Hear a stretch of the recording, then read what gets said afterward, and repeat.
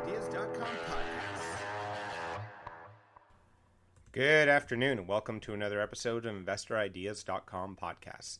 In today's podcast, I'm going to be going through a few public company announcements from HITI Incorporated, trading on the Nasdaq and the TSX Venture as HITI, Tetra Biopharma Incorporated, trading on the TSX as TBP and the OTCQB as TBPMF, as well as TLRY Brands Incorporated, trading on the Nasdaq and the TSX as TLRY. I'll also be going through a few different industry-related news articles, and I do apologize for the lack of episodes over the last couple of months. We've been on a bit of a hiatus, but we will definitely be providing more and more episodes again on a regular basis now that the hiatus is kind of over for us. And obviously my mind was a little bit focused on a few other things, which will be brought up at the end of the podcast today. So first, we're going to be looking at Alberta. In a recent CTV news article starting today, Alberta has now allowed private retailers to begin selling cannabis online. If you've been paying attention to the Alberta market, or if you're in Alberta, this has been a discussion that's been going on for the last month or so. Obviously, further in the past before that, but it's been very heated up over the last while between private retailers and the AGLC.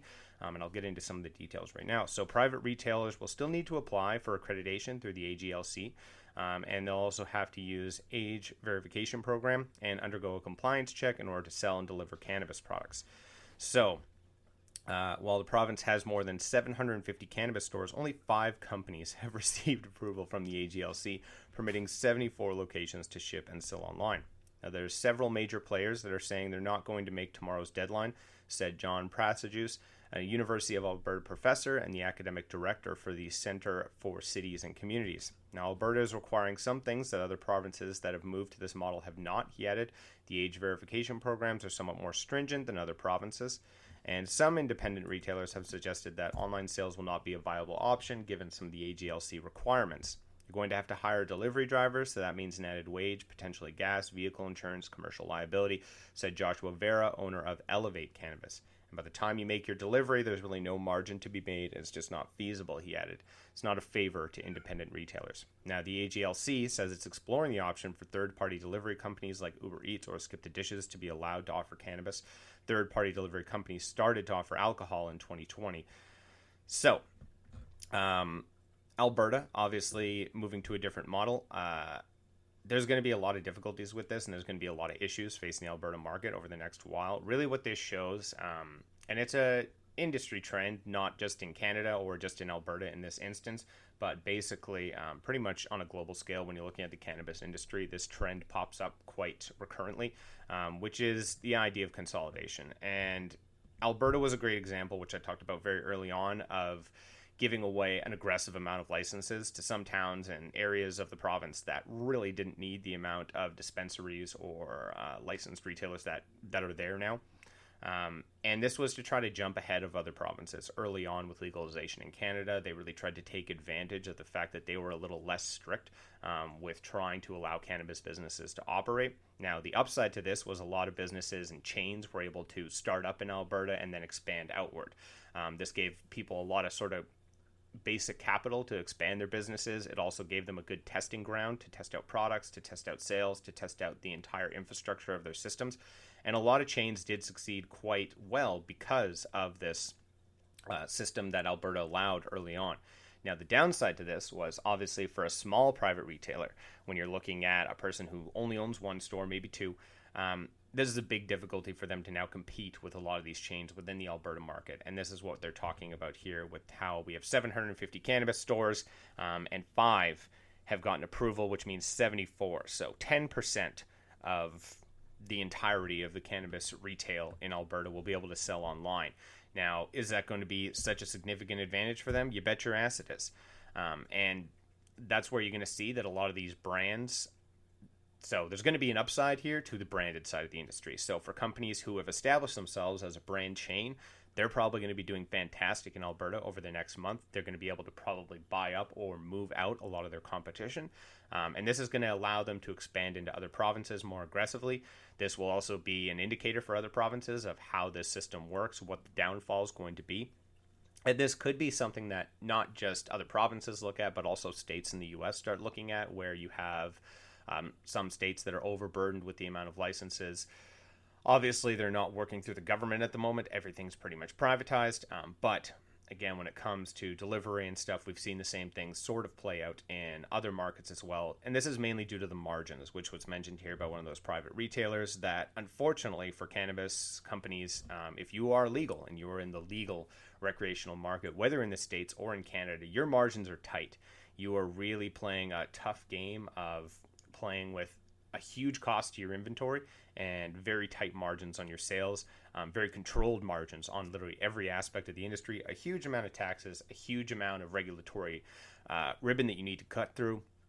It's quite difficult, and now there's an extra added difficulty on this. So this is kind of the discussion that I've had with many different interviews over the past years, and has been discussed in the news a dozen different ways, which is that, unfortunately, again and again, we see in the cannabis industry that there is a move away from trying to support the grassroots movement that brought this industry into the forefront, and really trying to make it industrial or sort of commercialized, where you're only having a few large-scale brands that control everything, and the mom-and-pop retail stores can't really compete or operate. And there's been something that's been complained about in California. There's been something that's been complained about in lots of different markets, and it is a huge factor for the industry. But again, this is also one of those things that seems an inevitability. How do you keep on expanding the industry without going through these obvious problems? I'm obviously not rooting against mom and pop organizations, but if we want cannabis to go global, it requires a much bigger infrastructure. It requires a much bigger investment of time, of energy. It requires more regulators getting on board. It requires all of those stupid things that unfortunately exist in this world today. And I'd love to say that all those things would fuck off and we don't need to deal with it, but that's very unlikely. Unfortunately, it's going to be probably a very aggressive next month or two for the Alberta cannabis retail stores, and you're going to see some companies come out like gangbusters, as they've probably prepared for this in advance. They have the infrastructure to deal with this. And again, we might see that shift a little bit once you allow companies like an Uber Eats or Skip the Dishes to enter into the foray, and that might allow for mom and pop stores to be a little more competitive, but you have to only look at the restaurant industry to compare the same issues that have plagued many smaller restaurants, not larger restaurants, with Skip the Dishes and Uber Eats, which is that, again, tight margins. Restaurants, no different really than cannabis retail, in that you're dealing with extremely tight margins. You're always constantly having to spend money to make more money. It's a very difficult business to be in, and very competitive and aggressive. And so for a lot of these companies, this could mean a huge amount of consolidation within the Alberta landscape. But this could be a huge benefit for companies, for instance, like HITI. So HITI recently announced that it has launched its cannabis delivery on-demand program at select Canna Cabana locations in Alberta, as permitted by the newly implemented regulations, which allow the private sector cannabis retailers to offer delivery and e-commerce services as of today. In allowing private sector-led cannabis e-commerce and home delivery, Alberta has shown its commitment to helping regulated cannabis retailers effectively compete against and drive out illicit market operators. Now, by launching delivery on demand at Canna Cabana locations in Alberta, we can now offer our Canna Cabana Club members in the province access to our unbeatable prices on cannabis and consumption accessories from the comfort of their own home, said Raj Grover, President and Chief Executive Officer of HITI. Now, between our industry-leading prices and delivery on demand guarantee, we will be able to offer a fantastic delivery experience for Alberta customers, both existing and new. And as the largest cannabis retailer in Alberta, the launch and delivery of e-commerce services will help to solidify our leadership position and gain further market share in the province. So, as I was mentioning, great for companies like High Five, great for companies like Fire and Flower. They're well positioned for this. They're going to be able to adapt to this environment extremely fast. And there is a real smart piece of information there that he included from Raj Grover, which is competing against the illicit market. Now, this is a big angle, and why the AGLC has sort of committed to this option is that, again, no matter where you go, if you're in California, if you're in BC, if you're in any other part of the world, there's a big issue when it comes to the illicit markets that can blend into the environment right alongside regulated businesses. And it's difficult because the illicit market is what brought this market into reality. It's what created the recreational market. It's what drove the grassroots movements. It's what drove early medical cannabis dispensaries. It's what really created this industry. But now, obviously, it's a huge hindrance to the legitimacy of the legal industry. And one of the biggest factors, especially when you're looking at Canada and the US, is the online e-commerce of illicit markets. It's insane. You can buy a crazy amount of cannabis online from a crazy amount of companies. All of them are illicit. It's very hard to tell. And all of them offer great prices and great product and great delivery. And it's hard for a legitimate store to try to compete against that when they have, again, these restricted margins. They have high taxes. They have a lot of hurdles they have to jump over. And this gives them somewhat of an advantage. It gives a High Tide or a Fire and Flower or any of these larger chains a competitive advantage against the illicit market. But for, again, the small mom and pop retailer, this could be a pretty tough go for the next year for them. So definitely Alberta is a place to pay attention to as far as brands, as far as expansion for them. And it'll definitely be a good example of consolidation. And we'll see how it does affect the illicit market. As we've seen in most markets, adding on more e-commerce does impact the illicit market in a negative way. Obviously, they start to decrease and people start to see that there's more of a guarantee of product quality when you're buying from a regulated retailer. So, other news, in a recent article from Cannabis Business Times, Israel President Isaac Herzog and Justice Minister Gideon Saar issued a special call on March 6th to decriminalize personal use and expunge criminal records. Now, this means that Israel will be decriminalizing adult use cannabis before the U.S., its Western ally that also happens to be the largest cannabis hub in the world, especially when you're looking at California. And this has been while U.S. President Joe Biden has been busy putting policies in place to deny government security clearance to those who have invested in cannabis companies, while the Israeli government is moving to approve regulations that would decriminalize adult use cannabis and expunge criminal records for those with cannabis-related convictions. Now, Herzog and Gideon Saar announced on the 6th that with the cannabis convictions would also be able to submit a request to have their records erased, and in addition, individuals with pending criminal proceedings related to cannabis use or possession would be able to have their charges dropped. Now, the statement also said that Herzog and Saar call comes out of the desire to erase the label of criminality and the associated stain from anyone with prior cannabis-related convictions. It must be emphasized that every request will be considered on its merits according to its particular circumstances and on individual basis, considering the above-mentioned changes of policy and law. So, under the decriminalization components of the new regulations, minors, soldiers, and police would still be charged as before. And the fine that would be limited to 1,000 shekels, which is roughly $300 US, for personal cannabis use. And the newspaper reported that Saar is expected to sign the regulations in the coming days, and that Israel's unicameral parliament, Knesset, is anticipated to approve with immediate implementation to follow. And this would also boost their recreational market. So Israel now is moving towards much more legalization and also decriminalization when it comes to really what the U.S. has been saying that they're going to do, but has done a very piss poor job of doing. Same with Canada, which has been the expunging of records, which has been the getting people out of jail and removing the criminal aspect of this industry. Unfortunately, I'm sure anyone who's paid attention to this industry has paid attention to projects like the Last Prisoner Project, etc., that have been going on in the States and in Canada that have been working to try to expunge previous cannabis or drug-related records, that have been looking to try to get people out of jail. Unfortunately, it's still a very big uphill battle. And as much as I would love to say that, the industry is supporting it aggressively and that it's getting the results they want, it still comes down to regulators, it still comes down to judges, it still comes down to lawyers. And many of them do not look at the cannabis industry in high ways. And unfortunately, there's still a lot of stigma. But it's very interesting to know that Israel obviously is trying to aggressively change that stigma. This will also allow for a lot of the companies operating in Israel, which they've been waiting for this sort of go-ahead for the recreational market for quite some time. So this will be a big boost for a lot of them, and also a boost for just the overall perception of cannabis in Israel. And again, it's very sort of hilarious to me to compare what's going on in Israel right now to compare to what's been going on in the U.S. This was a year, but there was a lot of expectations around changes to cannabis regulations with specific regards to banking. We've seen very little to no movement on that, if not movement away from that. So quite sad to see that the U.S. isn't paying attention to their own industry, while other countries obviously are. Looking next at TLRY Brands, who announced the launch of Good Supply Hash Bats. This is the brand's unique take on infused pre-rolls. Joining Good Supply's award-winning portfolio of cannabis products, Hash Bats is a smooth, smoking, hash-infused pre-roll that hits hard. And unlike a standard cannabis pre-roll, Good Supply's Hash Bats is the perfect blend of your consumer's favorite strains, Gene Guy and Starwalker Kush, and Hash Magic for the perfect hit. We're excited to introduce our take on the infused pre-rolls to the Good Supply portfolio, which continues to provide our best-selling good weed to Canadian consumers with its roster of high-potency products, said Michael Morin, brand manager. Now, she continued, since launching in Ontario in February, Hash Bats has already become one of our fastest-growing products for Good Supply. So, TLRY launching their own Hash Bats, I think that they'll do extremely well.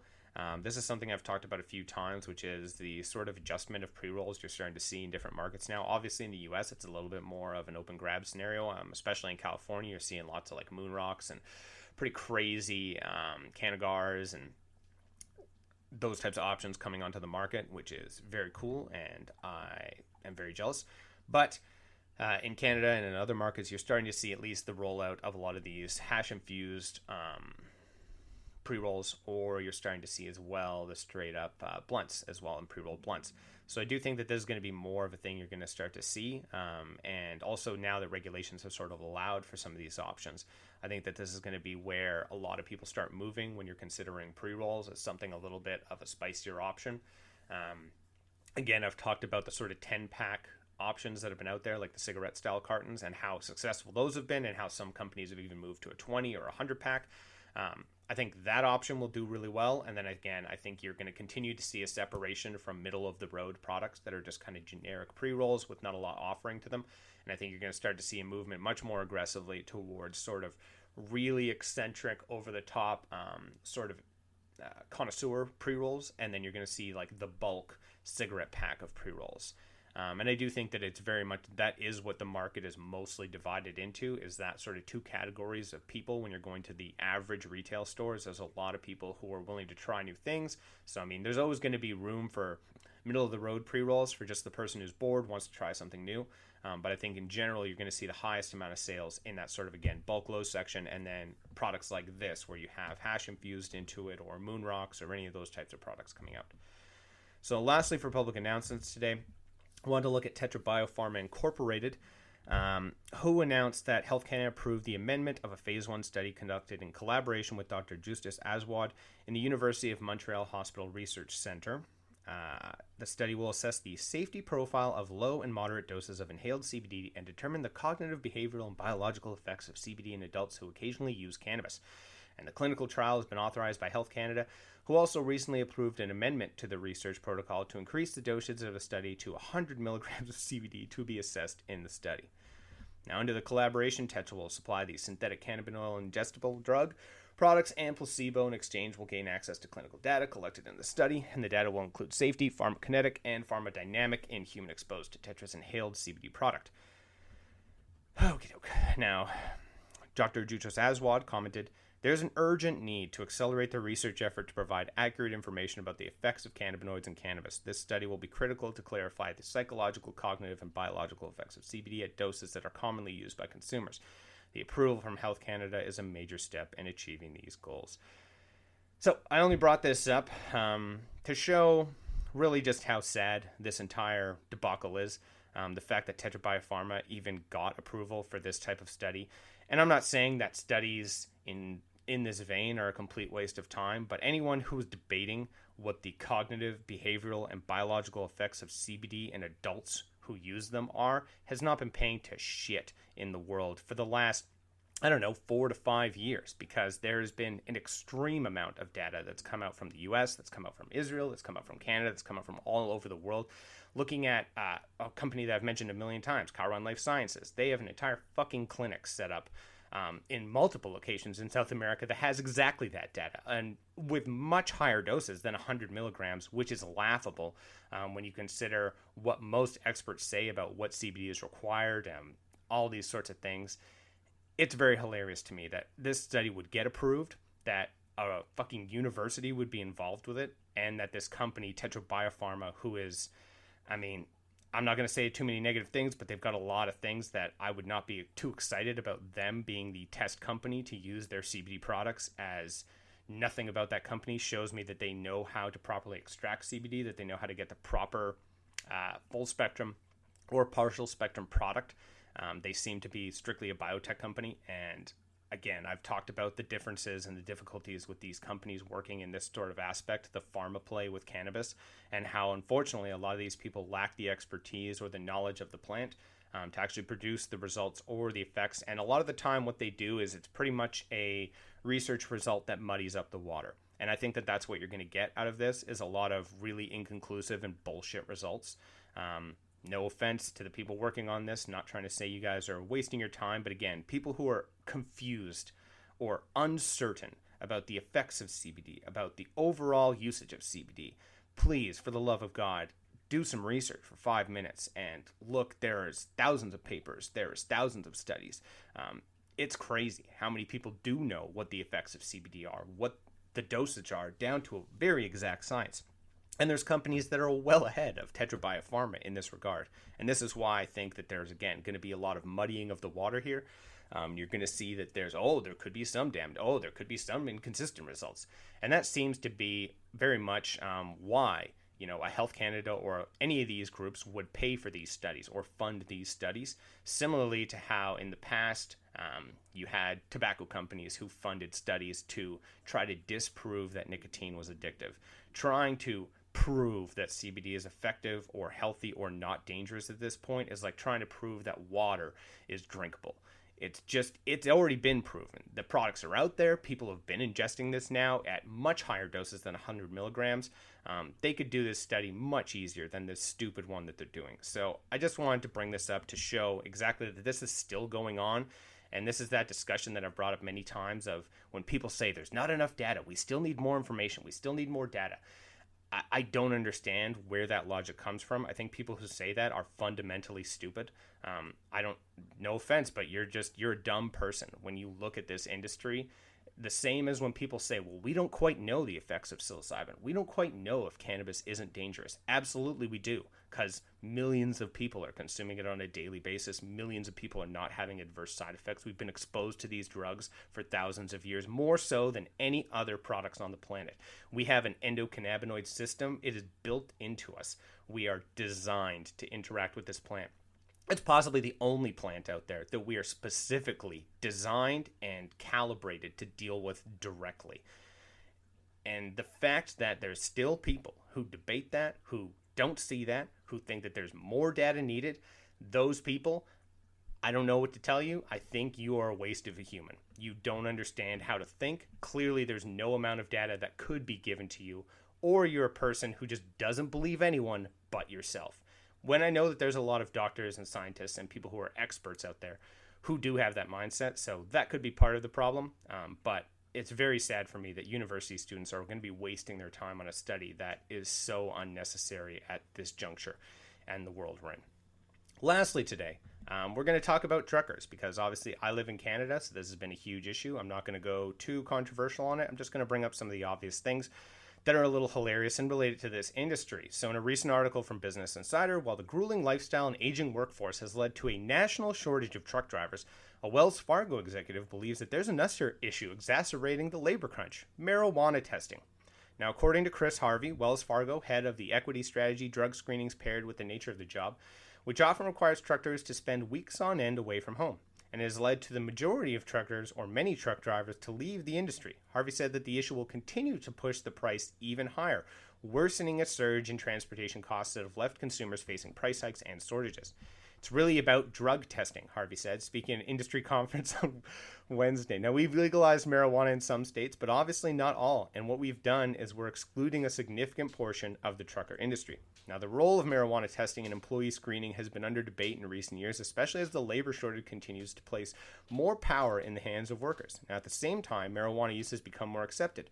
Last year, a Gallup poll said that consumer habits found that 49% of U.S. adults have used the drug at least once, and to date, 37 states have legalized. You know the rest. In recent years, the trucking industry's drug policies have become even more stringent, and truck drivers are randomly drug tested on a quarterly basis, as well as in the event of an accident or traffic ticket. According to the Federal Motor Carrier Safety Administration, drivers that test positive are immediately removed from driving commercial motor vehicles, per the FMCSA. In 2020, the trucking industry implemented a law that required all truck drivers who had failed a drug test to be listed in a federal database so that other trucking companies would avoid hiring their drivers. And previously, drivers could theoretically move to a new company that would have not knowledge of the positive drug test. And the law has impacted nearly 110,000 truckers, about 56% of which were reported for marijuana use, according to government data from December of 2021. And these 60,000 drivers who tested positive for marijuana use in the past 2 years could help plug the shortage of about 80,000 truckers that the American Trucker Association has reported. And since the database has launched, more than 6.4 million queries have been conducted on the site as of late December, as all employees must consult the database before they approve a new driver. And as of December, more than 81,000 drivers were prohibited from work, over 75% of which had not begun the lengthy reassessment progress required before they can return to duty. Now, you would have thought that many industry experts and politicians would have paid attention to this. It's something that I've personally dealt with from working in cannabis retail and working in the accessory side of this industry, selling detox kits. It's actually one of the highest selling things, especially in Alberta, in Canada, when it comes to cannabis accessories, or the other side of this industry is detox programs for people to pass drug tests. These are legal products. People can buy these anywhere. The fact that they exist shows how absolutely insane this system is. Also because cannabis is the hardest to detox substance that you can have, because it binds to your fat cells, and also for men specifically, testosterone helps bind it to you for longer. So a problem with this is that a person can actually detox from cannabis, then just through metabolizing their own body fat, can actually put cannabis back into their system after they've been detoxed. So the idea of a full detox from cannabis is borderline impossible. And in Canada, we have a legal cannabis recreational industry, so anyone should be able to smoke weed. Yet also in Canada, most truck drivers, most oil workers, and most workers in general are tested. Now, cannabis lasts in your system for up to 90 days on average. That's one joint puff. So every single person who smoked a joint, you have cannabis in your blood for a majority, almost all the time, up to at least 90 days. And that's with even if you were doing some sort of detox program. And then if you were to smoke regularly for a long time, let's say even just 1 year, you would have cannabis in your fat cells that could allow you to fail these tests for possibly up to a year after that. So even if you just smoked for this year, you were off work, you didn't have to work at all, you didn't have to worry about drug tests, you decided to smoke every day. Well, next year, the likelihood of you being able to pass tests without one of these extreme detox products is borderline impossible, because again, and you would have to take these products every time you tested, because again, just through you metabolizing, especially if you're a big guy, which most truckers are, tends to be a lot of big dudes. And those big dudes, yeah, they have extra fat cells, they have testosterone that's going to help that, storing them for longer. So the idea of them ever getting fully detoxed from cannabis is borderline impossible. This is why many industry experts and leaders are trying to force the industry to adopt a breathalyzer test, which would only test for cannabis in your immediate system for the last 24 to 48 hours. Now, that is something that would actually make sense. It would show that the drivers weren't impaired while they were driving. But if someone smoked a joint a month ago or even 2 months ago, they could still pass even though it had nothing in their system the day of the accident, the day of whatever the incident was. And it's hilarious to me that no one would have made the obvious connection when it comes to the very much similar issue which led to the Canadian trucker protests over vaccination mandates. Turns out that grueling conditions, an aging workforce, and a higher and higher workload and demand don't mix well with drug testing and mandates. When you're trying to tell these people how they can control their bodies outside of work, and they work some of the longest hours, some of the most aggressive hours, they're in constant demand. The trucking industry has saw an exponential increase in demand over the last several years with COVID. They were the heroes of COVID, and now we're trying to fire them because they smoked a joint on their day off, or we're trying to fire them because they refuse to deal with, again, a mandate they don't agree with. And in recent news, Justin Trudeau's approval rating has plummeted following criticism of his handling on the Canadian trucker protests, including bringing in emergency legislation. The chaos ended when Mr. Trudeau enacted his Emergency Act powers, not used by a prime minister in more than 50 years. And nearly half of Canadians said that their impression of Mr. Trudeau has worsened because of his response to the convoy, one poll found, while another said that a majority of people thought that his words and actions had inflamed the situation. A Nano Research survey found that 47% of Canadians said that their impressions of Mr. Trudeau have worsened over his government's response to the demonstrations, while only 20% said that theirs has improved. What a psychotic 20%. What's clear from the survey is that even though Canadians generally support what the Prime Minister has done, I don't know if that's true, his personal brand has been taken with a hit as a result of the truckers' convoy protests, Nick Naknos, a pollster, said with the Globe and Mail newspaper. Now, there's no political windfall for Justin Trudeau coming out of the implementing of the Emergency Act. And in a survey by Angus Reid Institute, polling organization based in BC, 65% of respondents said that Mr. Trudeau's remarks targeting demonstrators had made a tense situation worse. Now, you would think that when people are paying attention to a constant workforce shortage, a constant lack of people that they can rely upon, and they're facing this from both mandates and from drug testing, you would think that, for instance, in Canada, this could be a huge moment for Trudeau or for any politician or for any of these companies even to change their drug testing policies regarding cannabis to allow for more truckers to work to fill in the gaps that could have been potentially left from these protests. And it would also be an easy win because it's what both the industry and the people in the industry want.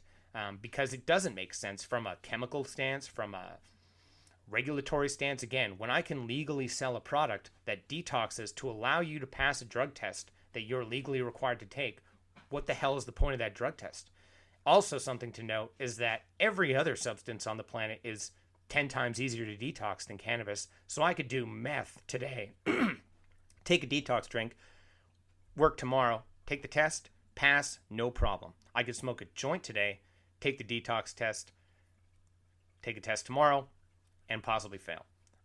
So really, when we're looking at what's impacting some of these industries and what led to some of the protests and some of the madness that we've seen over the last month or so, maybe people should be looking at the cannabis industry, and maybe people should be looking at the overall life and wellness of truckers and what their industry is going through right now. And there are a lot of easy solutions you could offer them that I think would go a long way. And I think removing this drug testing, which is wildly unnecessary and again, just not really useful in any sense when there are products out there. So it doesn't quite make sense. You're just forcing these people to buy an extra product that they don't need to, and you're also forcing the legitimacy of the test to be completely invalid. So hopefully something that people might consider in the future, and definitely something to pay attention to in the cannabis industry, because again, this does impact a huge amount of other industries as well, not just truckers. This is oil workers, this is construction workers, this is a huge amount of people in Canada that require drug testing on a regular basis, even though this is a legal drug they're allowed to take, and it will stay in their system for months at a time. That's all for today's podcast. I hope you enjoyed a little bit of my rant, and enjoy the rest of your Tuesday. That's all for today's podcast. Podcast is now a certified word trademark on the blockchain through Cognate Incorporated CM certification. InvestorIdeas.com podcasts are also available on iTunes, Spotify, Google Play Music, Stitcher, iHeartRadio, Spreaker, and TuneIn. If you'd like to be a guest or sponsor of this podcast, please contact InvestorIdeas.com. Investor Ideas reminds all listeners to read our disclaimers and disclosures on the InvestorIdeas.com website, and this podcast is not an endorsement to buy products or services or securities. Investors are reminded that all investments involve risk and possible loss of investment. Investor Ideas does not condone the use of cannabis except where permissible by law. Our site does not possess, distribute, or sell cannabis products.